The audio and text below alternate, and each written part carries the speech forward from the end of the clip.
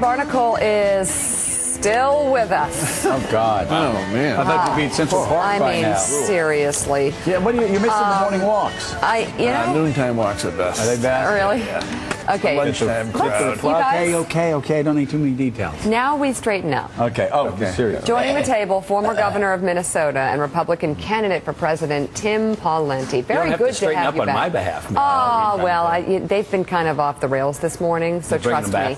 Yeah, trust me. You want to go with this. Michelle Bachmann, she's been pulling it together, and a lot of people are talking about her, and she's doing well in certain polls. What do you make of her candidacy, and how does that affect yours? Well, I know Congresswoman Bachmann. I've campaigned for her. I've respected her over the years and have worked with her over the years. She's from Minnesota, obviously, but everybody brings something different to the table. One of the things I bring to the table is a record of executive leadership and results. So not just talking about these issues, but actually getting them done on taxes, on spending, on market-based health care reform, public employee pension reform, and much more. And I think that's one of the things people are going to be interested in. Have you actually done these things, not just talked about them? Go ahead, Joe. No, go ahead. No. Well, I was just talking about what's happening in Washington and wondering President Obama has stepped into the deficit talks, meeting separately with Senate leaders Harry Reid and Mitch McConnell at the White House yesterday to try and offset a federal debt increase. How do you think the president is handling this issue? Well, we don't know yet, Mika. The real test is coming up as the deadline approaches, but right now, as judged by outcomes, the answer is he hasn't done anything yet. So this debt ceiling issue is going to be a fork in the road. My view is the Republicans shouldn't raise it, but if they do raise it, they need to get something permanent and structural and meaningful, like a constitutional amendment, real spending caps, and some changes in the spending in the near term. What's the impact if it's not raised? Well, we don't know that. We've never had this situation. We can take an educated guess. Like, I don't know what's going to happen to me if I jump off a cliff. Well, I'll tell you what one smart person said, Joe. I mean, once, we don't know, we haven't been here before, but Stan Druckenmiller, for example, says, you know what, at least if it were contained to a short amount of time, he says the markets might actually like the fact that they're forcing the issue to resolve something on the spending side. Right. But the answer is nobody really knows for sure, and anybody who says they know, they don't. But what about, let's talk about bringing more tax revenue into the federal government, because as you said, you've done things. You haven't just talked about doing things like some members of Congress. I love talking about doing things and then going off with Willie and having a smoke. But you've actually done things as governor. Getting things done, especially in a state like Minnesota, requires... That's when a smoke was a smoke and grooving was grooving. Exactly. It still is, my man. I don't know what era you're in Joe's mind. So you want to raise revenues, Joe? I don't. No. I'm not talking about raising revenues. You knew, though, that you had to do a deal with the other side. We had Chris Christie on yesterday saying, to do what I did in New Jersey, I had to do a lot of things that I hated. So what do the Republicans do? If the Democrats are willing to move on entitlement spending, if they're willing to move on domestic discretionary spending, what do the Republicans give up? What makes the Republicans hurt? I don't think this is a question of what do the Republicans need or what do the Democrats need. I think it's a question of what does the country need. And setting aside the nonsense or, frankly, the BS on both sides, just look at it as a matter of sixth grade math, Joe. Right. You can look at the spending, you can look at the revenues, they don't ever catch up, and within 10 years this thing implodes financially. Right. So this isn't about Republican or Democrat. It's about what does America need, and a sixth grader can look at the charts and determine for you that we need to slow down spending, and the revenues are projected to grow at least as fast as the economy. So what the Democrats are saying is government should grow faster than the economy. Slow down entitlement spending, right? Fix it and slow it down. Cut defense spending, right? No. Oh, come on. Slow down the increase in defense spending, reprioritize, refocus it. But if you look at defense spending, by the way, if you add the war supplementals and you take down Iraq or Afghanistan or significant parts of it, that will reduce the overall spend on defense. But if you look at the base budget in spending, I agreed with Secretary Gates in his first version before the president pressured him to cut further. Slow down the rate of increase, reprioritize within defense, but don't cut it off the base budget. We're spending more money. And you can look back at my record in Congress. Do I have to? You probably, if you want conservative voters, you probably want to emulate it. But when it came to military issues, I was the Hawk's hawk. I had 5 military bases in my district, and I'm still consider myself a hawk. But a Reagan type of hawk, a Cap Weinberger type of hawk, a Colin Powell type of hawk. We're not extending ourselves all over the globe. We're very narrow and focused. And We've lost that over the past decade, haven't we? We're in the middle of 3 hot wars. We've tripled the number of troops in Afghanistan. We really don't know what our mission is in Libya. We've got a president that says we need to get rid of Gaddafi, but we're not going to try to change the regime. What do we do moving forward? Well, I'm going to give a speech in the Council on Foreign Relations in about 2 hours on these very topics with a focus on the Middle East and a couple of things that you mentioned. One is we do now have a mission in Libya, and that is once the President of the United States says Gaddafi must go, you can't have some third-rate dictator thumbing his nose indefinitely at the United States of America. He needs to now go. That's what the President said before the President said this isn't about regime change. He's created the vital interest in part. I had called for action earlier, but once the President of the United States says Gaddafi must go, the President's own words now create the outcome. He created the second vital interest. There's the necessity, but if you have a commander-in-chief that is now saying we're not going after regime change, doesn't that muddle things up a bit? My view is he should not subordinate our decision-making and our options to the United Nations resolution. When the President of the United States, the Commander-in-Chief, and the leader of the free world says Gaddafi must go, you can't have a third-rate dictator sit there indefinitely and basically thumb his nose. Okay, what about Afghanistan? Well, Afghanistan, you know, I was there last summer, talked to General Petraeus. He said, look, at that time we had stalled the momentum of the insurgency. He needed about 2 more years to get the quality and the volume of the Afghan security forces to a point where they could step up as we phase the drawdown. 2 more years from last summer. Since then, he said publicly he thought he could do it a little sooner. In the meantime, again, the President intervenes on a political timetable against Petraeus' initial recommendation. He's being diplomatic publicly. And the President says, no, we're not going to do it that way. We're going to take down 33,000 troops over the next year and a half. And coincidentally, it's timed very suspiciously correlated to the election. Really? Against General Petraeus' view on this? I'm not saying we have to stay in Afghanistan forever or nation build over the next 10 or 20 years, but the next increment of progress and hope for our mission there was to build up those security forces in volume and quality. But we are nation building. And conservatives, when Bill Clinton was president, conservatives were against nation building. Over the past decade, Republicans... Joe, no, that's not my definition of the mission in Afghanistan. My definition in Afghanistan is this: have enough capacity in Afghanistan or nearby so that threats to our security interests can be promptly identified and defeated if the need arises.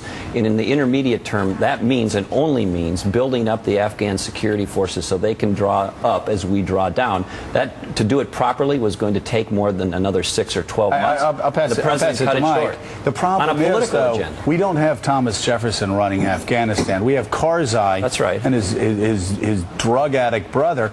Are we not building our foundation on shaky sand here, on sinking sand? The goal is not to nation build in Afghanistan. The goal is not to say we're going to have a Western-style democracy run by Karzai in Kabul. That is not our goal.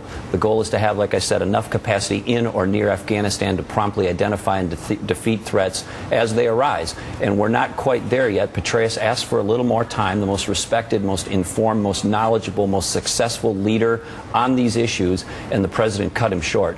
This is a moment of opportunity for us in the region more broadly, and I think he put out a political timeline instead of what was right for our security interests. You realize that General Petraeus and everyone else at the Pentagon, despite the quality of what they do, despite how admirable they are in terms of human beings and their military intellect, that's what they do for a living.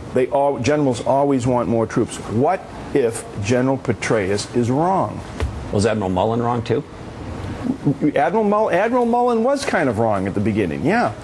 Well, Mike, I think how do you define victory in Afghanistan? You define victory as this: we want to make sure we remember why we went there. We went there because there were individuals and groups who conspired to and operationalized a plan to kill about 3,000 of our fellow citizens.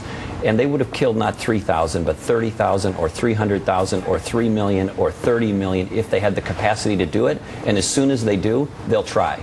And so this is not a time for the United States, including the Republicans, by the way, to be asleep at the switch. But they're not there anymore, Governor. Joe, you know this is, as you said earlier, you got 100 or whatever the estimate is of al-Qaeda in Afghanistan. 50. You had more staff members in Minnesota as governor than there are members of al-Qaeda in Afghanistan. But the concern is not limited to al-Qaeda in Afghanistan. Pakistan. You know there's kinetic synergy. That border that the Brits drew between Afghanistan and Pakistan is arbitrary. The Haqqani network doesn't recognize it. The other tribes don't recognize it.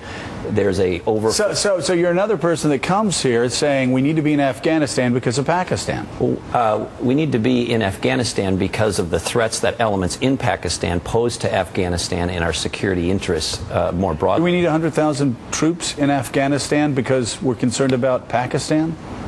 No, but what I am saying is when you have the most respected, most knowledgeable, most successful, most impactful leader on these issues unquestionably, say not quite yet, a little more, a little longer so we can get to this intermediate goal, I think you should have given him the benefit of the doubt and not made a political decision. General Petraeus. Absolutely. Governor, what lessons do you take away from 10 years of war in America? If this should happen again, what happened to us on 9/11 came from a place like, say, Yemen, would you again do what we did in Afghanistan, which is to send in a large number of troops, or would you go in with drone strikes? How would you approach it, taking everything we've learned over the last decade? What would you do differently? Willie, each one of these countries in the Middle East is different. They have different histories, cultures, traditions, relationships with the United States, militarily, economically, and the like. You can't put a one-size-fits-all imprint on all of the Middle East. So it would depend on the country and the circumstance. But in general, in the wake of the Arab Spring, now is not the time for this president or the Republican Party to shrink from this moment of opportunity for freedom.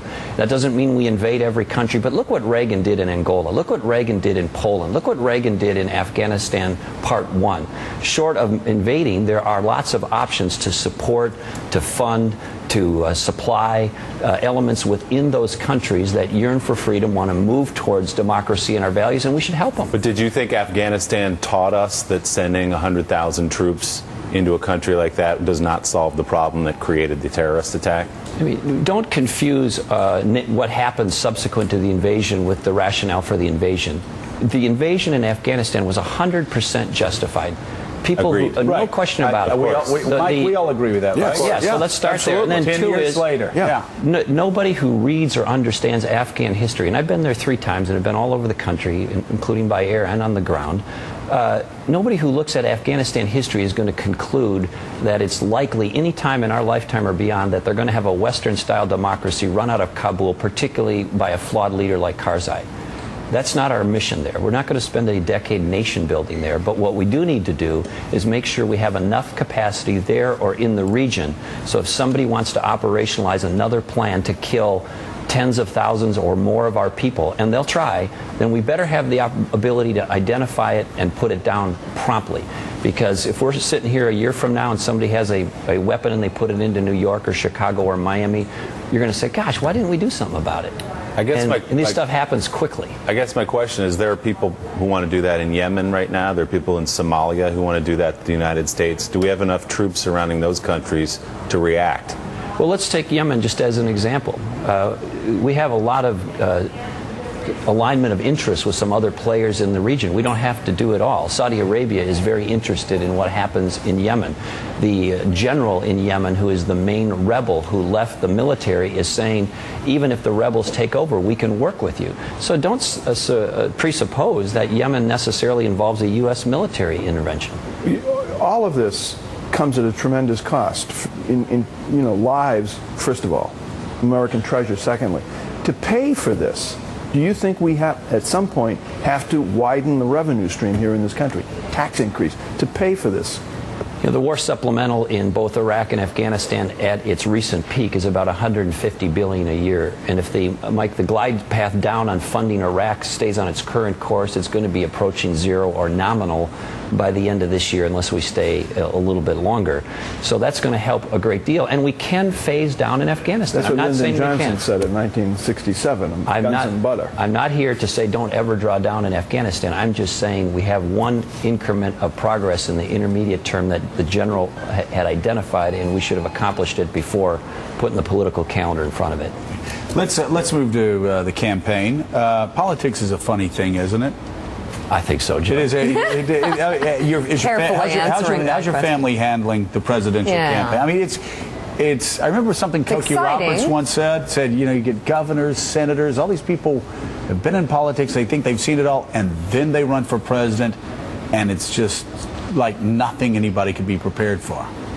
You know, I'm fortunate. My wife, Mary, I wish you could meet her sometime. We've been married 23 years. We met at the University of Minnesota. She believes in the cause, which is doing what we can to try to get this country back to a better place and using what skills and gifts we've been given to try to do that. Right. So she's all in, but we have 2 teenage daughters. They both like boys, and one of them drives. How old are they? Oh, my God. Wait. 18 and 14. Oh, Okay, God. you've got So my she needs, Lord. they need supervision. Seriously, You've I have got 2 much teen bigger daughters, problems and in I that just want to campaign. keel over. I don't know how you're doing it. Have you heard the Martina McBride song on teenage daughters? What's that? It's a country western song dedicated to this exact concern. So Okay, you'll have to check I will look it up. So let me ask you: does it seem strange to you that a congresswoman that has a history of saying some very intemperate things has suddenly become, from your home state, has suddenly become sort of the flavor of the moment in the political world? Michelle Bachmann this week. You know, everybody's talking about her. She's on the front of the New York Times. She zoomed ahead of you. And as you said, you have done things, not just talked about it. It's a long road, and these early polls don't usually predict the outcome. If they did, Rudy Giuliani and Hillary Clinton would be president. You know, they were 10, 20, I don't know, 30 points But ahead. come on, it's hard to take. You ran a state for 8 years, and this woman goes on. Yeah, I understand how this works, but I also calls the president a thug or whatever. Yeah. I mean, it's a long road, drives you Joe. crazy. It's a long road. And You so- can admit it. You're just a morning Joe. It drives you nuts. No, it doesn't. No, it doesn't. You wake up in the morning You have and you a look in the dog. mirror and you go, Michelle Bachmann? Are you kidding me? right, There's a woman whose balls I screened when I was governor? Come on, you do that. You know you do that. Joe, There's I just do a not little do it. bit. A little? No.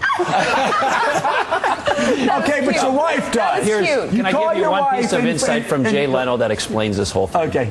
Jay Leno was asked one time, what is the secret to your success? And he said, essentially, over time, you just got to keep it on the road. Keep it on the road. Okay, Keep it so on he the road. doesn't So have a this is Michelle a Bachmann long doll. journey. And he doesn't Final poke question. it. What's Yes. your hometown? Yeah. South St. Paul, Minnesota.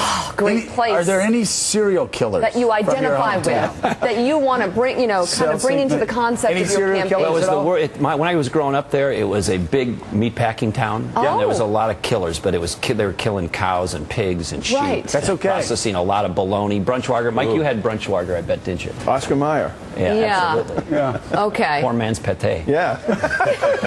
With on Ritz crackers. Right? Yeah. All right. Well, very good. Well, good luck today. Little PBR, and you're good to go. Yeah. Good luck today. That was fun. Good Thank you luck very at the much, CFR. Governor. Thanks for having me. Good luck on the campaign trail. But I got to tell you, seriously, good luck with the 2 teenage daughters. Yes. That's much more Let me difficult know than how it anything you'll goes. Get share that this year. Martina McBride song. I thought you said get that martini, and I was already there. Yeah. Oh, she's there. That's part of the song. All right. Thank you, Governor.